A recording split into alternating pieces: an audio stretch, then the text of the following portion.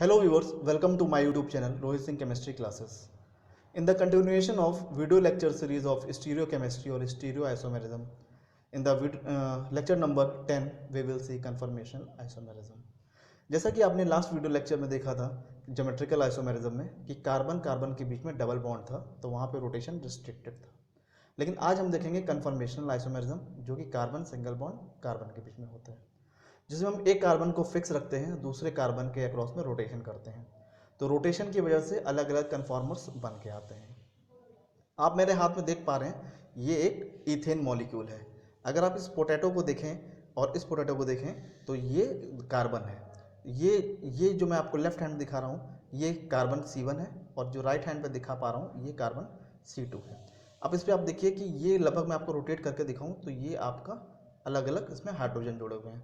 तो ये जो ऊपर मॉलिक्यूल है ये कार्बन, ये हाइड्रोजन आपका C1 कार्बन पे है और ये जो हाइड्रोजन है ये आपका किस पे है, C2 पे है। तो आप देखेंगे अगर मैं इसको अगर आप ऐसे देखेंगे, पता नहीं देख पा रहे हैं कि नहीं देख पा रहे हैं, तो ये इसको क्या कर रहा है, इक्लिप्स कर रहा है, इसको इक्लिप्स करेगा। अगर हम एग्जैक्टली ऐसे रखें एकदम ऐसे तो ये आपको दिखाई नहीं पड़ेगा। क्यों? क्योंकि ये इस C1 ने इस C2 को क्या किया है, इक्लिप्स किया हुआ है। तो आप अगर इसको हम फिर ऐसे देखें तो ये आपको ये एक उल्टा वाई और ये भी एक उल्टा वाई के फॉर्म में दिख रहा है। तो ये उल्टा वाई है, ये भी उल्टा वाई है, तो इसका हाइड्रोजन इसके हाइड्रोजन से क्या हो रहा है, इक्लिप्स्ड हो रहा है। तो इस फॉर्म को बोलते हैं इक्लिप्स्ड फॉर्म। लेकिन अगर इस कार्बन को हम इस कार्बन को फिक्स रखें और यहाँ पे रोटेशन कराएं तो ये देखिए हमने रोटेट करा दिया, ये लगभग अब रोटेट हो गया। तो ये हाइड्रोजन जो ऊपर था ये अभी नीचे जा चुका है और ये हाइड्रोजन ऊपर है, तो इसके बीच में जो डिस्टेंस है वो काफ़ी ज़्यादा हो गया। तो अब ये जो फॉर्म है ये स्टैगर्ड फॉर्म है। तो जब हम इस तरीके से देखते हैं तो इसको बोलते हैं सॉ हॉर्स प्रोजेक्शन। ये क्या बोलते हैं, सॉ हॉर्स प्रोजेक्शन। और न्यूमेन में क्या होता है, इसको हम बैक टू बैक ऐसे देख लेते हैं। तो अब अगर आप देख पा रहे हैं कि ये देखिए ये दिस वन, तो ये आपका C1 पे है और ये नीचे चला गया ये आपका C2 पे है। तो इस प्रोजेक्शन को बोलते हैं न्यूमेन प्रोजेक्शन और इसको बोलते हैं सॉ हॉर्स प्रोजेक्शन। तो यहाँ पर आप देख पाएंगे कि अगर एक बार फिर से रोटेट कर दूं ऐसे, तो यानी कि अब देखिए ये सामने सामने आ गया तो ये इक्लिप्स फॉर्म हो गया। और इसको अगर हम रोटेट कर देंगे जैसे हमने ये रोटेट कर दिया तो अब ये अपोजिट चला गया तो ये स्टैगर्ड फॉर्म हो गया। तो इसी को हम डिटेल में देखेंगे कि what is the difference between staggered form and Eclipse form in ethane and normal butane. एक और हमको देखना साइक्लोहेक्सेन का, वो वीडियो लेक्चर उसका अलग बनाएंगे, वीडियो लेक्चर नंबर 11 बनाएंगे। आज हमें कन्फर्मेशनल आइसोमेरिज्म इथेन और नॉर्मल ब्यूटेन के बीच में देखना है। सो आइए स्टार्ट करते हैं। तो first of all we will see the conformational isomerism in ethane. So let's start with the conformational isomerism. अभी हमने प्रीवियस वीडियो लेक्चर सीरीज 9 में देखा था ज्योमेट्रिकल आइसोमेरिज्म। वहाँ पर हमने देखा कि कार्बन और कार्बन के बीच में डबल बॉन्ड था। तो यहाँ जो रोटेशन था, इनके बीच में जो रोटेशन था ये था रिस्ट्रिक्टेड टाइप का, रिस्ट्रिक्टेड टाइप। तो यहाँ पे रोटेशन उतना फिजिबल नहीं था कि एक कन्फॉर्मर दूसरे कन्फॉर्मर में चेंज हो पाए। लेकिन आज जो हम देखने वाले हैं ये रोटेशन रहेगा C सिंगल बॉन्ड C के अक्रॉस में। तो एक कार्बन को तो हम कर लेंगे फिक्स, इसको कर लेंगे फिक्स, और यहाँ पे हम इस कार्बन के अक्रॉस में रोटेशन देखेंगे। तो डिफरेंट डिफरेंट कन्फॉर्मर बन के आएंगे, उन्हीं को बोलते हैं कन्फर्मेशनल आइसोमेरिज्म। आप एग्जाम्पल में देखिए ये एक सॉ हॉर्स रिप्रेजेंटेशन है, ये न्यूमैन प्रोजेक्शन है। सॉ हॉर्स में क्या होता है कि इस तरह से एक एक्सियल रिप्रेजेंटेशन होता है। ये एक कार्बन है, इसे हम मान लेते हैं C1 और ये एक कार्बन है, इसे मान लेते हैं C2। ऐसे ही आप यहाँ पे भी देखिए ये C1 है और ये कार्बन क्या है, C2 है। तो आप देखेंगे कि ये हाइड्रोजन और ये हाइड्रोजन, जैसे आप यहाँ देख पा रहे हैं ये एक प्रकार का वाई शेप फॉर्म किया हुआ है ऐसे, और यहाँ पे भी एक वाई शेप फॉर्म है। तो ये जो हाइड्रोजन है ये इस हाइड्रोजन को क्या कर रहा है, इक्लिप्स कर रहा है। ये हाइड्रोजन इस हाइड्रोजन को ढक रहा है यानी कि इक्लिप्स कर रहा है, और ये हाइड्रोजन इस हाइड्रोजन को इक्लिप्स कर रहा है। तो यहाँ पे क्या हो रहा है, एक कार्बन का एक हाइड्रोजन दूसरे हाइड्रोजन को इक्लिप्स कर रहा है। अगर इसे 1 मान लें तो ये 1 1 1 को इक्लिप्स कर रहा है, 2 2 को इक्लिप्स कर रहा है, और 3 3 को इक्लिप्स कर रहा है। तो ये फॉर्म आपका इक्लिप्स फॉर्म हो गया। और सपोज करिए कि आई जो है वो इस साइड में ही यहाँ से देखा जा रहा है। तो अगर आप इसको दूसरे प्रोजेक्शन में देखें, यानी कि न्यूमन में देखेंगे तो न्यूमन में क्या होता है कि आप इधर से देख रहे हैं तो ये कार्बन तो विजिबल होगा, लेकिन ये कार्बन विजिबल नहीं होगा।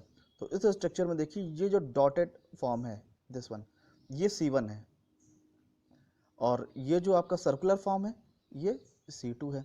तो C1 में भी आप देख रहे हैं 1 हाइड्रोजन, 2 हाइड्रोजन और 3 हाइड्रोजन।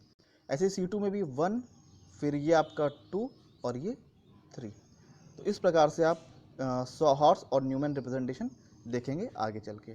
तो आइए आगे बढ़ते हैं। कन्फर्मेशनल आइसोमेरिज्म क्या होता है?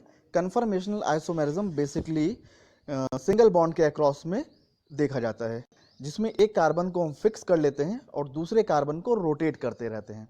तो जहाँ पे आपका जो पहले कार्बन का जो हाइड्रोजन है और दूसरे कार्बन के जो हाइड्रोजन है, जहाँ पर एंगल 0 डिग्री हो, यानी एक कार्बन का हाइड्रोजन दूसरे कार्बन के हाइड्रोजन को पूरी तरीके से ढक ले, यानी इक्लिप्स कर ले, तो वहाँ पे आपका डायहेड्रल एंगल क्या हो गया? 0 हो गया दोनों हाइड्रोजन के बीच में।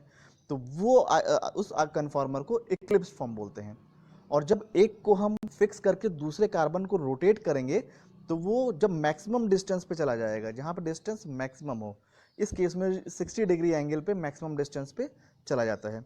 जैसे कि अगर हम देखें कि यहाँ पे आप इस प्रोजेक्शन में देखिए, ये आपका सपोज करिए ये इक्लिप्स फॉर्म है और ये फॉर्म स्टैगर्ड फॉर्म है। तो यहाँ आप देखेंगे कि ये जो कार्बन है ये है C1 और ये जो कार्बन है ये है C2। तो C1 में भी आपका 1, 2 और 3 हाइड्रोजन, और यहाँ पे भी आपका C2 में भी 1, 2 और 3 है। तो आप देख रहे हैं 1, 1 को क्या कर रहा है? इक्लिप्स कर रहा है। ऐसे ही आपका 2, 2 को इक्लिप्स करेगा और 3, 3 को इक्लिप्स करेगा।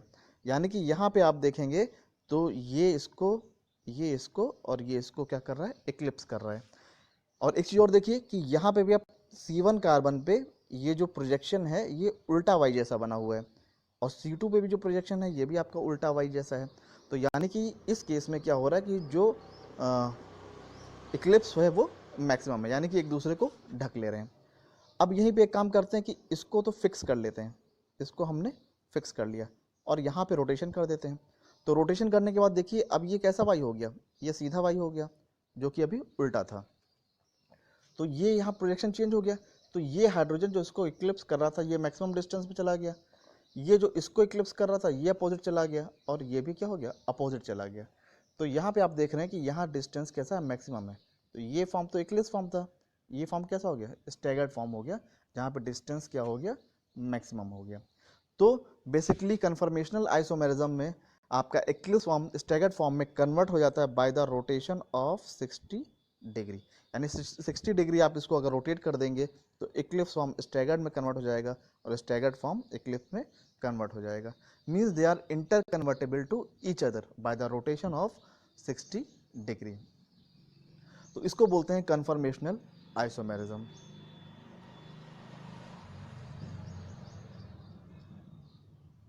नेक्स्ट सबसे छोटा जो मॉलिक्यूल है वो आपका इथेन है। इथेन आपका सबसे क्योंकि कार्बन में मीथेन सबसे छोटा मॉलिक्यूल है, वहाँ पे तो आप सी सिंगल बॉन्ड सी बना नहीं सकते हैं। तो सी सिंगल बॉन्ड सी बनाने के लिए सबसे छोटा जो कंपाउंड होगा वो इथेन होगा। तो इथेन में हम देखते हैं कन्फर्मेशनल आइसोमेरिज्म कैसे होगा। तो यहाँ पे बेसिकली 2 फॉर्म होंगे, एक होगा आपका इक्लिप्स फॉर्म, एक होगा स्टैगर्ड फॉर्म। इक्लिप्स फॉर्म में क्या होता है? All hydrogen atom nearest to each other, यानी कि C1 कार्बन का जो हाइड्रोजन्स हैं और जो C2 कार्बन के हाइड्रोजन्स हैं वो एक दूसरे के काफ़ी पास होंगे। जैसा आप यहाँ पे देखेंगे कि ये आपका कौन सा मॉडल है? ये सॉहॉर्स मॉडल है, सॉहॉर्स। और ये कौन सा प्रोजेक्शन है? ये न्यूमैन प्रोजेक्शन है, सॉहॉर्स रिप्रेजेंटेशन एंड न्यूमैन प्रोजेक्शन। तो यहाँ पे आप देखिए ये भी आपका इक्लिप्स फॉर्म है और ये भी इक्लिप्स फॉर्म है, ये सॉहॉर्स का इक्लिप्स फॉर्म है, ये न्यूमैन का। तो इसको आइए इसको समझ लेते हैं। ये जो कार्बन है ये आपका C1 है, ये जो कार्बन है ये आपका C2 है। अब यहाँ पे हाइड्रोजन नंबर 1 हो गया, 2 हो गया, 3 हो गया। ऐसे यहाँ पे भी 1 हो गया, 2 हो गया और 3 हो गया। अब आप देखिए 1 को क्या कर रहा है? इक्लिप्स कर रहा है। अगर आप अपनी आंख इधर की तरफ रखें, इधर से देख रहे हैं, तो देखिए ये 1 को क्या कर रहा है? इक्लिप्स कर रहा है। 2 को इक्लिप्स कर रहा है और 3 को इक्लिप्स कर रहा है। यानी कि ये इसको इक्लिप्स किया, ये इसको इक्लिप्स किया और ये इसको इक्लिप्स किया। तो यहाँ पे क्या है? ये इक्लिप्स फॉर्म है। ऐसे ही आप इसमें देखिए न्यूमैन प्रोजेक्शन में, अगर सपोज करिए कि ये जो कार्बन है जो डॉटेड कार्बन है, दिस वन, तो ये C1 है, और ये जो सर्कल वाला कार्बन है ये C2 है। तो आप देखिए कि ये C1 का हो गया 1 और ये हो गया आपका C2 का 1। ऐसे आप देखिए कि ये आपका C1 का 2 हो गया, ये C2 का 2 हो गया, ये आपका C1 का 3 हो गया और ये C2 का 3 हो गया। यानी 1 1 पास में है, 2 2 पास में है और 3 3 पास में है। तो ये एक दूसरे के काफ़ी नियरेस्ट हैं। तो ये फॉर्म कैसा हो गया? इक्लिप्स फॉर्म हो गया। यहीं पे आप इस मॉलिक्यूल को रोटेट कर दीजिए, रोटेट कर दीजिए, तो ये H नीचे चला जाएगा और ये दोनों Y ऊपर चला जाएगा। देखिए ये दोनों Y ऊपर आ गया और ये H नीचे आ गया। यहाँ पे रोटेशन कितने का हुआ? अप्रॉक्स 60 डिग्री का रोटेशन हो गया। अब आप देखिए ये जो H पहले इधर था, ये इस H को ये इधर चला गया, ठीक है, इसका और इसका हो गया, इसका और इसका हो गया, यानी कि ये क्या हो गया? मैक्सिमम डिस्टेंस पे हो गया। यहाँ पे देखिए न्यूमैन में भी, अब ये जो हाइड्रोजन है आपका और रोटेट होकर दूसरा हाइड्रोजन आपका ये पहुँच चुका है। तो ये देखिए लगभग दूर ही जा चुका है। ये हम बोल सकते हैं कि ऐसा ना बोल के ये हाइड्रोजन है जो इधर था, ये रोटेट हो गया 60 डिग्री, तो इधर आ गया ये। तो ये वाला जो हाइड्रोजन था ये आगे मूव हो गया और ये जो हाइड्रोजन था ये आगे मूव हो गया।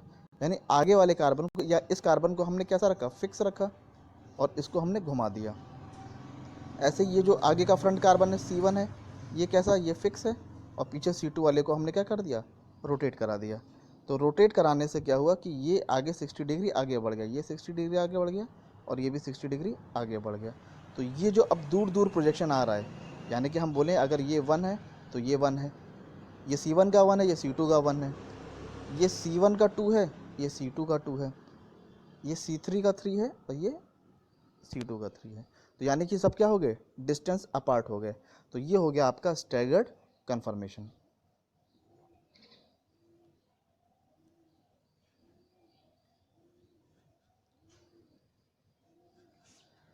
नेक्स्ट यही चीज़ है, जैसे यहाँ पे आप देख रहे हैं कि ये आपका अगर C1 है तो ये कैसा रहा? इसको हमने फिक्स रखा, इसको हमने फिक्स रखा और यहाँ पे इसको हमने क्या कर दिया? रोटेट कर दिया, यानी C2 क्या हो गया? रोटेट हो गया। तो ये C1 है और ये C2 है। तो आप देखिए कि ये हाइड्रोजन इस हाइड्रोजन को इक्लिप्स कर रहा है, ये हाइड्रोजन इस हाइड्रोजन को इक्लिप्स कर रहा है और ये वाला हाइड्रोजन इस हाइड्रोजन को इक्लिप्स कर रहा है। और इसी को आप न्यूमैन प्रोजेक्शन में देखेंगे तो ये जो डॉटेड लाइन है, डॉटेड पॉइंट है, ये C1 है और ये सर्कुलर फॉर्म में दिखा रहा है ये C2 है। क्योंकि जब हम सामने की तरफ फ्रंट से देखेंगे तो C1 कार्बन तो हमको विजिबल होगा लेकिन C2 कार्बन विजिबल नहीं होगा, इसीलिए इसको सर्कुलर फॉर्म में रखा है। तो यहाँ पे आप प्रॉक्सिमिटी देखेंगे तो इन दोनों हाइड्रोजन की जो क्लोजनेस है वो काफ़ी पास है, यानी एक दूसरे को कवर कर रहे हैं। ऐसे यहाँ पर भी है और ऐसे ही यहाँ पर भी। तो जब एक हाइड्रोजन कार्बन के दूसरे हाइड्रोजन को इक्लिप्स कर देगा या ग्रहण लगा देगा, जिसे बोलते हैं एकदम उसको ढक लेगा, तो उस फॉर्म को बोलते हैं इक्लिप्स्ड फॉर्म। तो अब इसमें देखिए, इसमें इसको C2 को फिक्स रखा है, C2 को इन्होंने क्या कर दिया? एक कार्बन को इन्होंने फिक्स कर दिया और इस यहाँ पे रोटेशन कर दिया। तो ये जो आपका उल्टा Y था ये अभी कैसा हो गया? यहाँ आप देखिए ये सीधा Y हो गया, यानी कि यहाँ पे क्या हो गया? रोटेट कर गया। तो ये मॉलिक्यूल क्या हो गया? C1 क्या हो गया? रोटेट कर गया। तो इसका प्रोजेक्शन ऐसा आ गया। तो अब देखिए ये जो डिस्टेंस है, यानी कि ये और ये काफ़ी डिस्टेंस पे चले गए। ऐसे ही आपके सारे मॉलिक्यूल क्या हो गए? जो अभी यहाँ क्लोजनेस था ये सारे डिस्टेंस पे आ गए हैं। तो इसको अगर न्यूमैन प्रोजेक्शन में आप देखेंगे तो यहाँ पे भी क्या हो चुका है? 60 डिग्री मूव हो चुका है, यानी कि यहाँ पे ये जो हाइड्रोजन था, अभी आप देखेंगे कि ये फ्रंट वाला मॉलिक्यूल आगे घूमा है, यानी कि इसके पहले एग्जांपल में हम पीछे के वाले को रोटेट कर रहे थे, अभी हम फ्रंट वाले को रोटेट कर रहे हैं। तो फ्रंट वाला जो ऊपर था वो इधर आ गया है, ये आगे मूव कर गया, ये इधर आ गया, और ये आगे मूव कर गया तो ये इधर आ गया। तो अभी आप डिस्टेंस जो देखेंगे 1 और 1 की, 2 और 2 की, 3 और 3 की, ये डिस्टेंस काफ़ी दूर हो गई है, इसीलिए इसको स्टैगर्ड फॉर्म। जबकि इक्लिप्स फॉर्म में क्या था? इक्लिप्स फॉर्म में 1 और 1 काफ़ी क्लोज थे, 2 और 2 भी काफ़ी क्लोज थे, 3 और 3 भी काफ़ी क्लोज थे।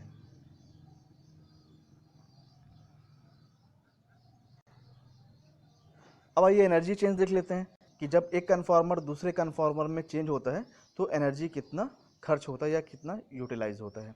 तो कन्फॉर्मेशनल एनालिसिस ऑफ इथेन, तो इसमें आप देख रहे हैं जैसे कि 2 कन्फॉर्मर आपके एग्जिस्ट करते हैं, स्टैगर्ड फॉर्म, इक्लिप्स फॉर्म, और इक्लिप्स फॉर्म और स्टैगर्ड फॉर्म के बीच में अगर कोई फॉर्म बन रहा है तो उसे बोलते हैं स्क्यू फॉर्म, यानी वो इंटरमीडिएट फॉर्म होता है। सपोज करिए 60 डिग्री ना रोटेट करके आपने 10 डिग्री रोटेट किया, तो वो रोटेशन आपका कैसा होगा, स्क्यू फॉर्म होगा। या 20, 25, 30, 35, 40, यानी कि 0 से 60 के बीच में जो भी आइसोमर एग्जिस्ट करेगा उसको बोलेंगे skew form. Torsional strain, torsional strain क्या होता है, ये रेजिस्टेंस प्रोवाइड करता है रोटेशन, यानी कि दो मॉलिक्यूल अगर आसपास हैं, यानी इक्लिप्स फॉर्म में जैसे एक कार्बन के ऊपर एक हाइड्रोजन है और दूसरे कार्बन के ऊपर दूसरा हाइड्रोजन है, वो काफ़ी आसपास है, तो वहाँ पे एक स्ट्रेन डेवलप होगा जिसे रिपल्शन बोलेंगे, तो वो टॉर्शनल स्ट्रेन कहलाएगा, जिसकी वजह से क्या होगा, रिपल्शन क्रिएट होगा। तो आपका इक्लिप्स फॉर्म और स्टैगर्ड फॉर्म का जो बीच में बेसिकली एनर्जी डिफरेंस होता है वो 3 किलो कैलोरी पर मोल होता है, यानी इसको अगर आप जूल में कन्वर्ट करेंगे तो 1 किलो कैलोरी में लगभग 4 किलो जूल होता है, तो यानी 3 किलो कैलोरी पर मोल, ये आपका 12 किलो जूल पर मोल में ये क्या हो जाएगा, कन्वर्ट हो जाएगा। तो आइए देखते हैं, जब ये इक्लिप्स फॉर्म में था, इक्लिप्स फॉर्म में रहता है तो एनर्जी क्या होती है, मैक्सिमम होती है। क्यों, क्योंकि वहाँ पे एक रिपल्शन क्रिएट होता है और स्टेबिलिटी वहाँ क्या होगी, मिनिमम होगी।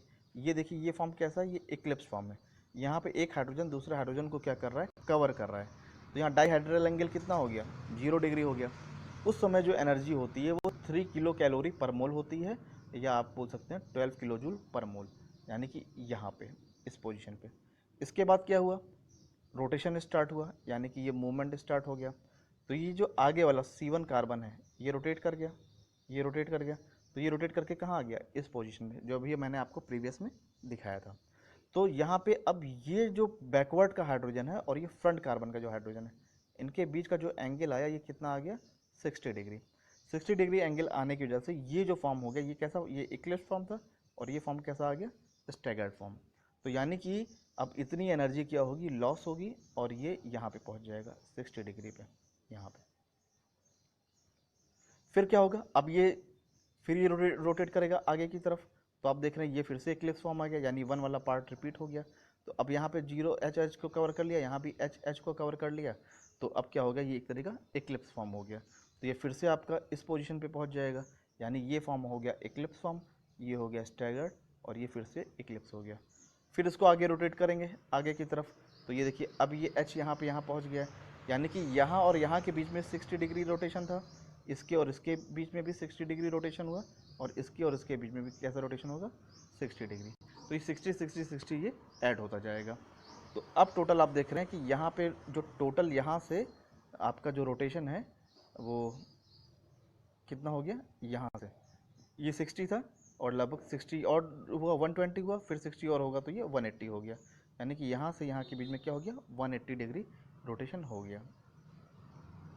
तो ये आपका फिर से स्टैगर्ड फॉर्म, ये फिर से स्टैगर्ड फॉर्म आ गया, यानी ये इक्लिप्स हुआ, ये स्टैगर्ड हुआ, ये इक्लिप्स हुआ और ये स्टैगर्ड हुआ। तो ये एनर्जी यहाँ पे ये इक्लिप्स हो जाएगी, ये स्टैगर्ड हो जाएगा, ये इक्लिप्स हो जाएगा और ये स्टैगर्ड हो जाएगा। तो स्टैगर्ड और इक्लिप्स के बीच में जो एनर्जी का डिफरेंस आएगा वो कितना हो जाएगा, 3 किलो कैलोरी पर मोल, 3 किलो कैलोरी पर मोल, या 12 किलो जूल पर मोल, यानी 1 मोल अगर आपका कंपाउंड है तो लगभग इतने एनर्जी का डिफरेंस आएगा इक्लिप्स्ड और स्टैगर्ड के बीच में। So this is called conformational energy calculation of conformational analysis in ethane.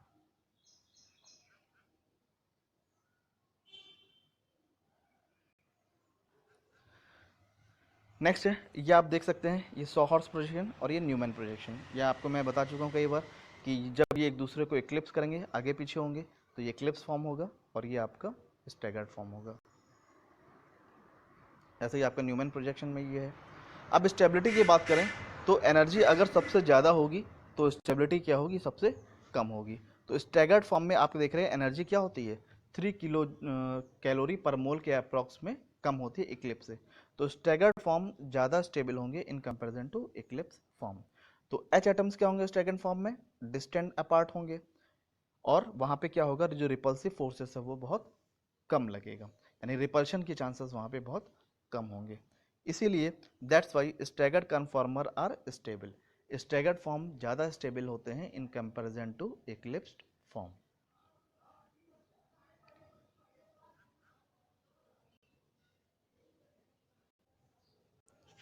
I conformational analysis इन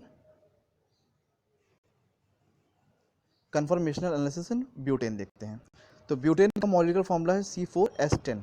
तो यानी कि बेसिकली यहाँ पे 4 कार्बन है। अभी आप इथेन में देख रहे थे, वहाँ पे 2 कार्बन में हम कन्फर्मेशनल एनालिसिस देख रहे थे। तो इसको आगे बढ़ते हैं। यहाँ पे देखते हैं कि ये 2 central carbon atoms in a molecule, यानी कि आप देख रहे हैं कि ये जो पहला आपका ये कार्बन C1 है और इसके पीछे जो दिखाई नहीं पड़ रहा है ये आपका C2 कार्बन है और 2 कार्बन आपके मिथाइल के फॉर्म में है। यानी कि ये जो मिथाइल ग्रुप लगा है ये पहले कार्बन पे लगा है और ये जो मिथाइल ग्रुप लगा है ये दूसरे कार्बन पे लगा है। तो टोटल आपके 4 कार्बन हो गए, ये ब्यूटेन फॉर्म कर रहे हैं। तो यहाँ पे 6 डिफरेंट कन्फॉर्मर बनेंगे ब्यूटेन में। आपने देखा कि इथेन में चूंकि सारे हाइड्रोजन ही कार्बन से जुड़े थे तो वहाँ पे सिर्फ 2 कन्फॉर्मर बन रहे थे, स्टैगर्ड फॉर्म और एक्लिप्स फॉर्म। लेकिन यहाँ पे ऐसा नहीं होगा क्योंकि यहाँ पे मिथाइल ग्रुप लगे हैं एक एक कार्बन पे और बाकी पे हाइड्रोजन है, तो इनकी पोजिशनिंग थोड़ा सा डिफरेंट हो जाएगी। तो 60 डिग्री जैसे आप रोटेट करेंगे, जैसे मैंने आपको बताया कि 60 डिग्री रोटेशन हुआ तो एक्लिप्स फॉर्म से स्टैगर्ड फॉर्म में, स्टैगर्ड फॉर्म से एक्लिप्स फॉर्म में इंटर कन्वर्जन हो रहा था। एक मॉलिक्यूल, एक कार्बन को आप कांस्टेंट रखेंगे, दूसरे कार्बन को रोटेट करते रहेंगे। तो जैसे 60 डिग्री रोटेशन आएगा एक फॉर्म से दूसरे फॉर्म में इंटर कन्वर्टेबल हो जाएंगे। तो यहाँ पे भी हम देख रहे हैं कि C और C बॉन्ड के बीच में रोटेशन की वजह से कौन कौन से 6 डिफरेंट फॉर्म बन के आ रहे हैं। तो आइए स्टार्ट करते हैं। तो ये पहला फॉर्म है इक्लिप्स फॉर्म, इसको हम बोलते हैं फुली इक्लिप्स्ड फॉर्म। यानी कि यहाँ पे जो इक्लिप्सिंग होती है वो मतलब 100% यानी 0 डिग्री डाइहेड्रल एंगल होता है। डाइहेड्रल एंगल मतलब इस कार्बन और इस कार्बन के बीच जो एंगल होगा वो 0 डिग्री होगा। तो अगर हम वैसे देखें तो ये मिथाइल के पीछे ये मिथाइल दिखना नहीं चाहिए इक्लिप्स फॉर्म में, लेकिन चूंकि आपको दिखाना है तो हल्का सा टिल्ट किया है जैसे कि ये और दोनों मिथाइल दिख पाए, वरना ये कंप्लीट एक दूसरे को क्या करते हैं, इक्लिप्स कर लेते हैं या ढक चुके होते हैं। तो यहाँ आप देखेंगे कि ये फुली इक्लिप्स्ड फॉर्म है, यानी कि FE अगर शॉर्ट फॉर्म में बोले तो ये फुली इक्लिप्स्ड है। यानी ये मिथाइल इस मिथाइल को ढक रहा है, ये हाइड्रोजन इस हाइड्रोजन को ढक रहा है और ये हाइड्रोजन इस हाइड्रोजन को ढक रहा है, यानी कि इक्लिप्स कर रहा है। तो ये हो गया फुली इक्लिप्स्ड फॉर्म। आगे हम क्या करेंगे कि जो पहला कार्बन है यानी जो C1 है, जो फ्रंट पे है, जब आप फ्रंट से देखें तो ये फ्रंट पे है, इसको क्या करेंगे, फिक्स कर देंगे, ये आपका फिक्स हो जाएगा। और जो बैक कार्बन है पीछे वाले को इसको रोटेट करेंगे। ठीक है, इसको क्या करेंगे, रोटेट करेंगे। तो आपने इसको ऐसे घुमा दिया तो ये इस पोजीशन पे आ गया, यानी अब दोनों के बीच में जो डाइहेड्रल एंगल है ये कितना हो गया, ये हो गया 60 डिग्री। तो 60 डिग्री हो गया यानी कि ये स्टैगर्ड फॉर्म हो गया। इस स्टैगर्ड फॉर्म को बोलते हैं gosh form. This is called gosh form. तो ये प्रोजेक्शन नंबर 1 था, ये प्रोजेक्शन नंबर 2 है। कितने एंगल पे, ये सपोज हो गया ये 60 डिग्री एंगल पे। अब फिर हमने क्या किया, इसको और आगे घुमा देते हैं, यानी कि फर्दर 60 डिग्री। फर्दर 60 डिग्री हुआ तो ये टोटल यहाँ से यहाँ पे कितना हो गया, ये आपका हो गया 120 डिग्री। 120 डिग्री। तो अब देखिए कि ये और आगे घूमा तो ये इधर इस पोजीशन पे आ गया, इस H के, यानी कि यहाँ मिथाइल इस मिथाइल से और इस मिथाइल में डिस्टेंस आ गया है, यानी ये C1 का मिथाइल था और ये C2 का मिथाइल है। तो एक तरह से यहाँ भी क्लिप्सिंग हो रही है क्योंकि ये हाइड्रोजन इस हाइड्रोजन को ढक रहा है, ये हाइड्रोजन इस मिथाइल को ढक रहा है और ये हाइड्रोजन इस मिथाइल को ढक रहा है। तो इक्लिप्सिंग यहाँ भी हो रही है, लेकिन यहाँ प्रॉपर इक्लिप्सिंग ना होके ये आपको बोलेंगे, इसको हम बोल देते हैं पार्शियल इक्लिप्स्ड। ये पार्शियल इक्लिप्स्ड है। तो थर्ड फॉर्म आ गया आपका पार्शियल इक्लिप्स्ड। फिर इसको और आगे बढ़ाइए, इसको और आगे बढ़ाइए, तो ये चौथा कन्फर्मर देखिए, ये और आगे बढ़ा तो ये कहाँ आ गया, इधर आ गया। अब देखिए कि ये जो आपका C1 का मिथाइल था और ये आपका किसका मिथाइल है, C2 का मिथाइल है। इन दोनों के बीच में जो एंगल बन गया ये हो गया 180 डिग्री, यानी 60 यहाँ पे, 60 यहाँ पे और 60 यहाँ पे। तो 3 बार 60 हो गया, यानी कि 60 + 60 + 60 कितना हो गया टोटल 180। यानी कि ये भी एक स्टैगर्ड फॉर्म है, लेकिन यहाँ मिथाइल एक दूसरे के क्या है 180 डिग्री पे एकदम अपोजिट एंटी, इसीलिए इसको बोलते हैं एंटी कन्फर्मेशन। यानी ये स्टैगर्ड फॉर्म कैसा है, एंटी कन्फर्मेशन। ये भी स्टैगर्ड था लेकिन ये कैसा फॉर्म था, ये गॉश फॉर्म था। नेक्स्ट, अब इसको और आगे बढ़ाइए, ये और आगे बढ़ेगा तो लगभग ये इधर आ जाएगा 60 डिग्री, ये और रोटेट कर गया 60 डिग्री, यानी कि अब ये इस तरह का अरेंजमेंट आ गया, यानी H H इधर हो गया, SCS3 इधर हो गया और CH3H इधर हो गया। तो ये भी कैसा फॉर्म है, ये भी पार्शियल इक्लिप्स फॉर्म है, जैसा कि आपका कौन था, आपका थर्ड, फिफ्थ और थर्ड, इनके बीच में क्या है, सिमिलरिटी है। तो ये पार्शियल इक्लिप्स हो गया, यानी कि यहाँ पे 60 और जोड़ देंगे तो यहाँ से यहाँ तक का जो हो जाएगा यानी 180 प्लस 60 यानी ये कितना हो गया, ये हो गया 240 डिग्री हो गया। 240 डिग्री होने के बाद इसको फिर आप और आगे बढ़ाइए यानी 60 डिग्री और रोटेट करिए। 60 डिग्री और रोटेट करेंगे तो ये पार्ट इधर चला जाएगा, ये इधर आ जाएगा और ये इधर हो जाएगा, यानी कि आपका इस तरह का अरेंजमेंट हो गया। यानी ये CS3 और CS3 फिर से पास आ गया। यानी कि अब ये 6 को और आप 2 को कंपेयर कर सकते हैं, ये एक जैसा है लगभग है। तो ये भी आपका कैसा गॉस फॉर्म है, ये चूंकि गॉस फॉर्म था, ये भी गॉस फॉर्म है। 240 में 60 और जुड़ गया, तो यानी यहाँ से यहाँ तक का जो एंगल हो गया ये हो गया लगभग 300 डिग्री। अब क्या करेंगे, आप इसको थोड़ा सा और आगे लेके जाइए, यानी इसको यहाँ घुमाइए, इसको इधर ले जाइए और इसको इधर ले जाइए, तो ये आपका ओरिजिनल फिर से ये फॉर्म आ जाएगा। यानी कि फिर से यह आपका जो सातवां नंबर होगा, यानी 6 हो चुका है, ये टोटल 7 नंबर ये फिर से रिटेन कर जाएगा। तो आप यहाँ से यहाँ तक के बीच में, यानी यहाँ से और 7 के इसमें देखेंगे तो जो टोटल रोटेशन हो जाएगा वो हो जाएगा 360 डिग्री। यानी 360 डिग्री आप रोटेट करेंगे तो फिर से आपको ओरिजिनल यही इक्लिप्स फॉर्म मिल जाएगा। तो आप देख रहे हैं कि यहाँ जो मैक्सिमम एनर्जी होगा वो इस इक्लिप्स फॉर्म का होगा, यानी फुल इक्लिप्स फॉर्म का, और जो मिनिमम एनर्जी होगी वो इस एंटी फॉर्म का होगा, यानी कि स्टैगर्ड फॉर्म का होगा। स्टैगर्ड में भी एंटी फॉर्म। आइए एनर्जी कैलकुलेशन देख लेते हैं। यहाँ पे आप देखिए कि ये रोटेशन यानी कि ये एंगल और ये एंगल, जो ये कैसा था, ये फुल इक्लिप्स फॉर्म था, फुल इक्लिप्स फॉर्म। तो यहाँ डाइहेड्रल एंगल कितना था, 0 था। फिर आपने देखा कि ये आगे की तरफ रोटेट हुआ, बैक एंगल ये जो है ये आगे की तरफ घूमा, आगे घूमा तो इनके बीच में कितना डिग्री आ गया, 60 डिग्री आ गया। तो ये कैसा फॉर्म हो गया, गॉस फॉर्म हो गया। यानी कि अगर हम बोलें ये जो है ये आपका ये फुल इक्लिप्स फॉर्म है। 60 डिग्री घुमा आगे, ये गॉस फॉर्म हो गया।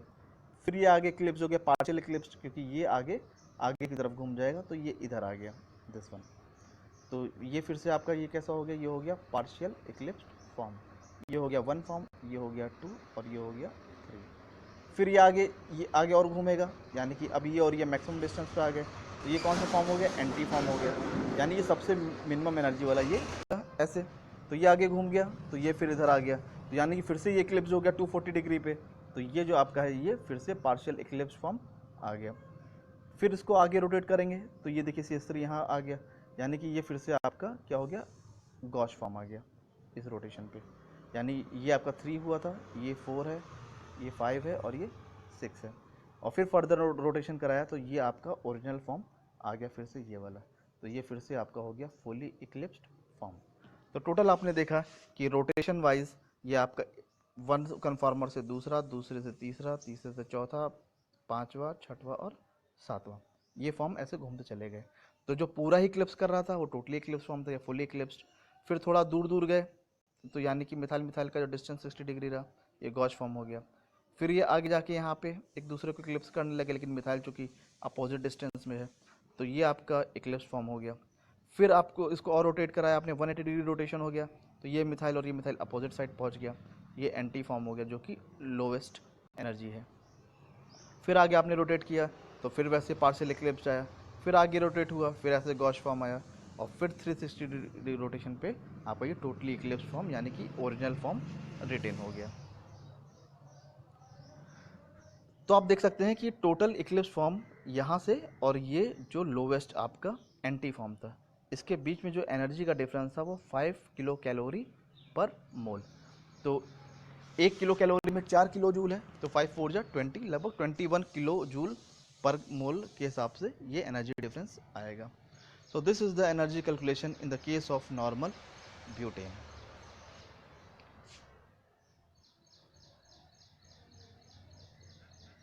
Thanks for watching my YouTube channel.